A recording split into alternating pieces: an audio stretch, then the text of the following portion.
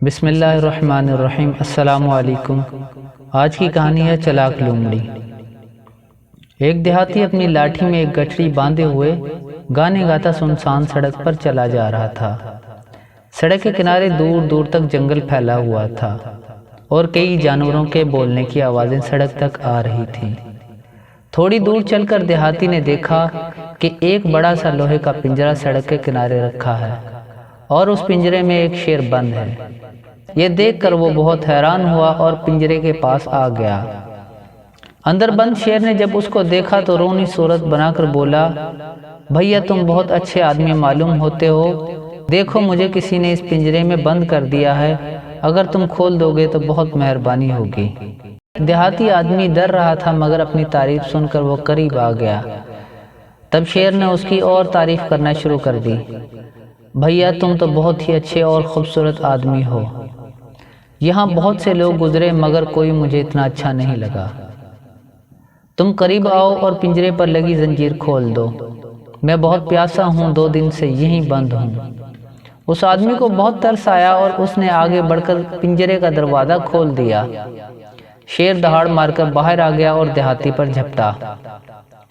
اس نے کہا، ارے میں نے ہی تم کو کھولا اور مجھ ہی کو کھانے جا رہے ہو۔ شیر ہنس کر بولا، اس دنیا میں یہی ہوتا ہے، اگر یقین نہیں آتا تو پاس لگے ہوئے پیڑ سے پوچھ لو۔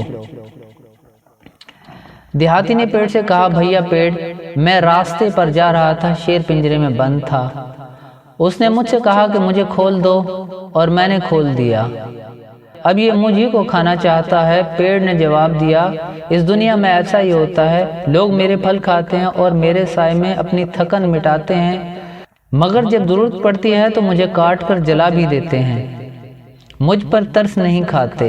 شیر یہ سن کر پھر دیہاتی پر جھپٹا۔ اس نے کہا، رکو ابھی کسی اور سے پوچھ لیتے ہیں۔ اس نے راستے سے پوچھا، بھائی راستے، دیکھو کتنی غلط بات ہے کہ شیر کو پنجرے سے میں نے نکالا اور وہ مجھے کو کھانا چاہتا ہے۔ راستے نے کہا،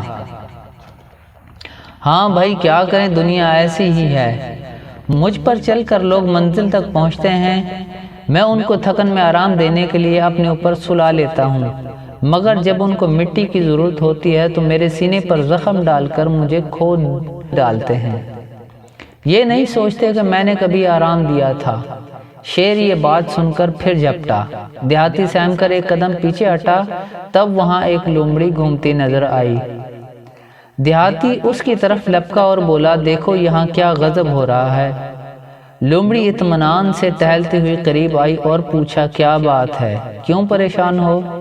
دیہاتی نے کہا، میں راستے سے جا رہا تھا، شیر پنجرے میں تھا اور پنجرا بند تھا، اس نے میری بہت تعریف کی اور کہا کہ پیاسا ہوں کھول دو، اور جب میں نے اسے کھولا تو یہ مجھ پر جھپٹ پڑا، یہ تو کوئی انصاف نہیں، اور جب ہم نے پیڑ سے پوچھا تو وہ کہہ رہا ہے کہ یہی صحیح ہے، اور جب راستے سے پوچھا تو وہ بھی یہی کہہ رہا ہے کہ شیر کی بات ٹھیک ہے، اب بتاؤ میں کیا کروں؟